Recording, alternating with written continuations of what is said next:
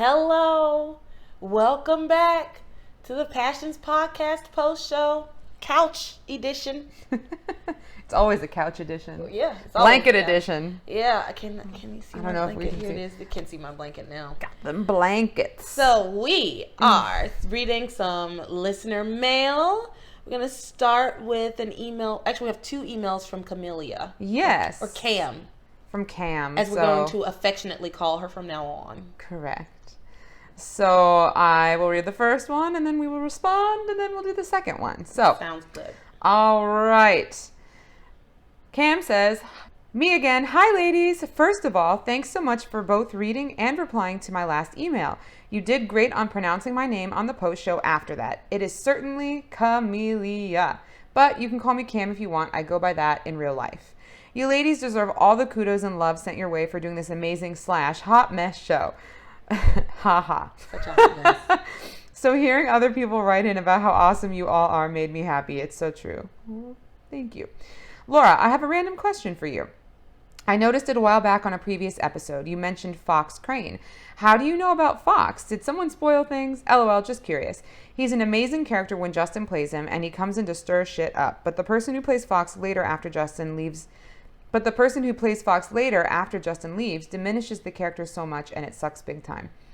Now on to the Sheridan storyline. I don't want to spoil anything, but I remember exactly what happens and who is under the sheet, and it's not great. It feels like a womp womp type of thing when we get there, but if I am recalling correctly, we don't find out until like 2005. Also, they do clarify later that Pilar is from Mexico. I don't know why they just couldn't say that. The white people who did this show clearly know nothing about Hispanic / Latinx culture because they just threw a random bunch of stereotypes into her family. But they elaborate on Mexico later, and they definitely settle into Mexican traditions and cuisine more consistently as the series goes on. Now, on to Rebecca. That bitch is insane. If y'all think Kay is bad, just wait. Rebecca is pure hell in a pair of heels. Stunning actress. Great performance. If you follow Andrea Evans on Instagram, it's hard to believe this is the person who plays such a bigoted trash human in the soap. The only person more evil than Rebecca is Alistair. It goes Alistair, Rebecca, then probably Kay. But I will say, Kay gets a little better later. You're about to get to the third Kay. When you get to the fourth Kay, that actress really mellows her out a bunch and becomes someone more bearable after certain events. I feel like I've rambled too much, but I'm glad you all read these. Lotara, thank you for replying to my email about anime. You both are amazing ladies, and I hope you have a great rest of your year. We'll write again soon. Cam. Aw, nice. Thanks, Cam. Thanks, Cam. So about Fox Crane.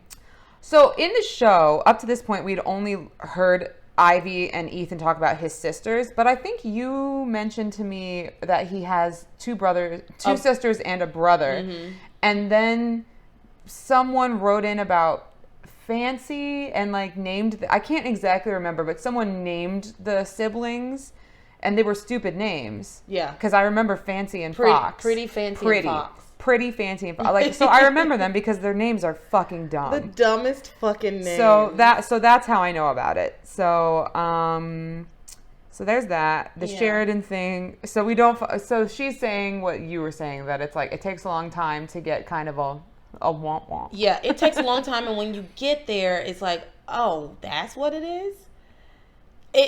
And obviously I'm not going to spoil it for you, but it's definitely like, what? Yeah. All right. Yeah. But the getting there is fun. All right. The getting there is fun. The getting there is fun. Pilar's from Mexico. Which is where we kind of settled. Yeah, we were kind of, so good to have clarity on that. Rebecca is awful. Rebecca's fucking awful. But not quite as awful as Alistair. Nobody's as bad as Alistair. And, What were we talking about? Oh, when we did the watch party, we were talking to Ashley about Alistair and how fucking awful he is. And he is. He's I hate to even use the word monster. Because I like the monsters in Monsters, Inc. Yeah. And they're good people. You know, it's what I think when we talk about people and refer to them as monsters, it's because they're doing things or have done things that are inconceivable to like our regular human person brains. But then it also kind of legitimizes them as some like extra great form of evil, which I don't like, because they're just bad, shitty people. Yeah. And I don't like giving them any kind of epitaph or any kind of any type of like gravitas. You know what I mean? Yeah. And I feel like Monster does that. I feel like I hate when people call like serial killers like monsters and give them like these names, like these very like romanticized almost like names where it's like I feel like it's the same thing where it's like, no, he's not a fucking monster. He's a little man who couldn't deal with his little emotions and he took it out on other people who were bigger and better.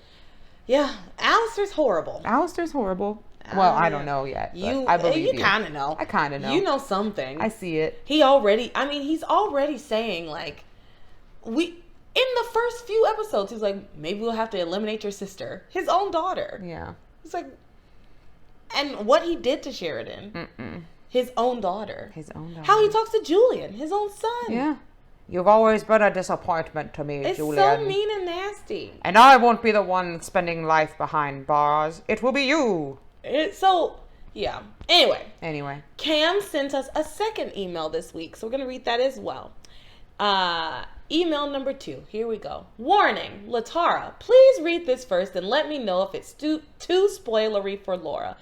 I don't want there to be too much said here that can ruin the show for her. Laura, if you are seeing this, please let Latara read this one and make sure it's okay to share with you both. Try to be light on spoilers, but I just want to be careful. Smiley face. I appreciate this. I just want to say thank you. Most people have been pretty good about spoilers, but there's been some cracks and some leaks.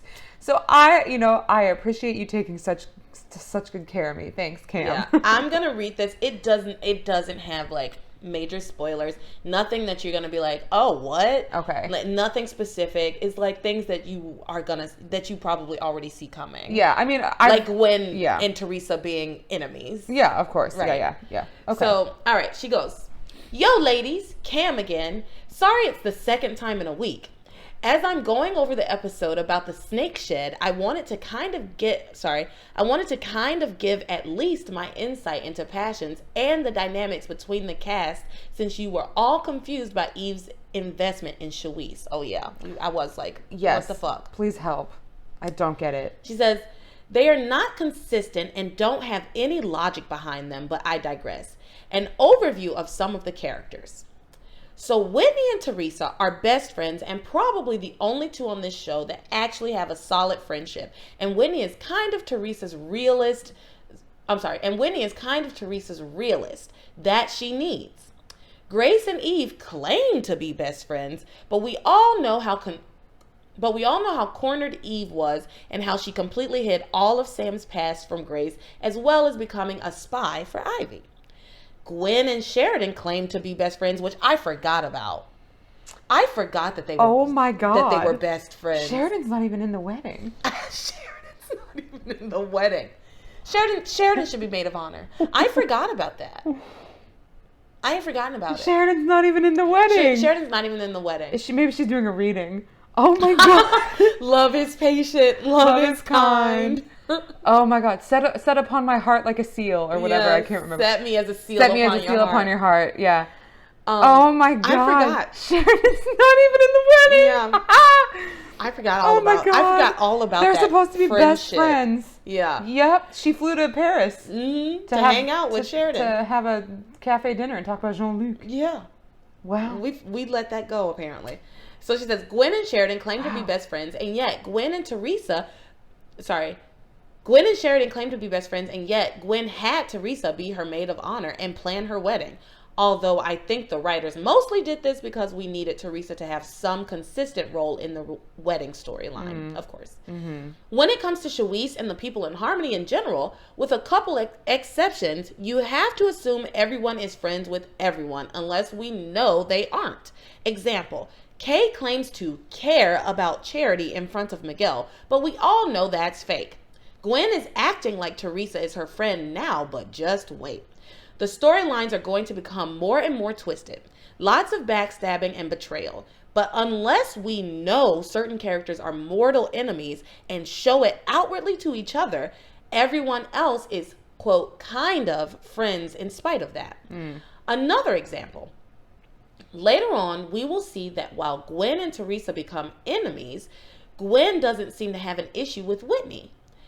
They butt heads a little, but there are times where Whitney was around Gwen during certain moments, and I felt like she shouldn't be.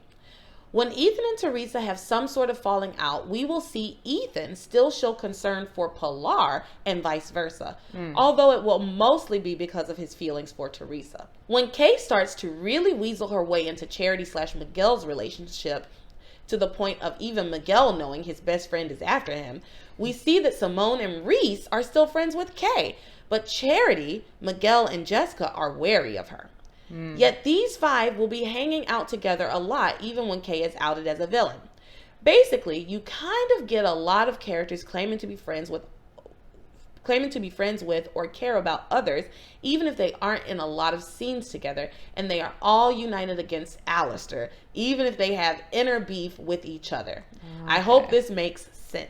Okay. Without spoiling too much, nearly everyone in the show will kind of become supporters of Shuise, or at least say they are. Beth is a different story, but she can't actually show her jealousy or what occurs later, so she fakes it. She fakes being friends with them or supporting them. Yeah. Weird to believe this is a small town and everyone is all friendly and caring toward each other on the surface. Meanwhile, we know that Ivy will come for anyone who threatens Sam or her son, etc. All of that to say, Eve cares about Shuise because she just does. She's friends with Pilar, therefore cares for her son, Luis, and therefore cares for his love interest. And the only tolerable member of the Crane family at this point by extension. That's true. Sheridan is the only tolerable member of this family right now. You'll see lots of people during later events have all this concern for Teresa's well-being, even those who rarely interact with her. I know Sam has some defense of her actions later. We all know, however, that Gwen won't have that same concern or empathy. I really hope this made sense. It's been a rough day, and my boyfriend wrecked his car. Sorry. Luckily, it's not totaled. Sigh, life sucks. LOL, I'll be back again to write. Cam. So thank you, Cam. Thank you for these emails. I guess that makes sense that everybody just kind of cares about everybody because it's a small town. Yeah. And it's best to assume that everyone is united against Alistair, and otherwise, even when there's a problem, their friendship supersedes that problem. Yeah. These are good. I feel it. It makes sense. Makes sense to me too. Yeah, because I could not figure it out. Yeah, I was like, why does Eve care? Why does she care so much? Yeah, so that's actually very helpful because we were thrust into a situation where I just didn't have the context to understand it, I guess. Yeah. Even though I should have, because I've taken in 300 hours of this show. Yeah, just about. I'm getting there. Jesus. Yeah. And I've barely scratched the surface of this shit. Although we've gotten pretty deep into some shit. Yeah, I was scratching the surface. But then it looked like Red Rum. Oh, here's Johnny. All right, well, that's it. That's it. Sorry, we don't feel good. We're both not great today, so I think that's it. Laura's got a chronic illness. I've got a cold, but I still don't feel good. You're allowed to not feel good. You're sick. All right, so we'll talk to y'all later. Bye. You are my passion for life.